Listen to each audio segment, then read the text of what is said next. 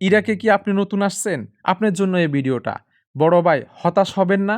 আপনি একেবারে যদি প্রবাসী হয়ে থাকেন নতুন, তাহলে আপনি কি করবেন? ১ম এ সেভে থাকতে হবে। যারা অবৈধ হয়ে যাচ্ছেন, টুরিস্ট ভিসায় আসছেন তাদের জন্য। আপনি ১ম এ সেভে থাকতে হবে একটু। তারপর আরবি ভাষাগুলা শিখতে হবে চলার মতো।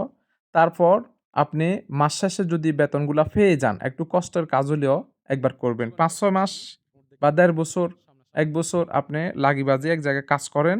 আপনি ৳৭,০০,০০০ খরচ করে এসছেন, এই টাকা আপনাকেই দিতে হবে। এই টাকা না হয় কিভাবে দিবেন? আর ধৈর্য হারা হবেন না। প্রবাসীদের ১ম পুরস্কার হচ্ছে যে ধৈর্য। ধৈর্য যার আছে সে প্রবাস করতে পারবো লং টাইম। ইরাকে যেহেতু চলেই আসছেন একটু ধৈর্য ধরে থাকেন। পুলিশে ধরবো, যারে ধরবো তারে ফাটায় দিব আলাদা ব্যাপার। এটা রিজিক। এটা নিয়ে এত ভয় পাবার কিছু করার নাই। ঠিক আছে?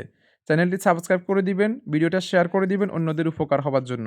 কিছু জানার থাকলে কমেন্টে জানাবেন। পরবর্তী ভিডিওতে বলব।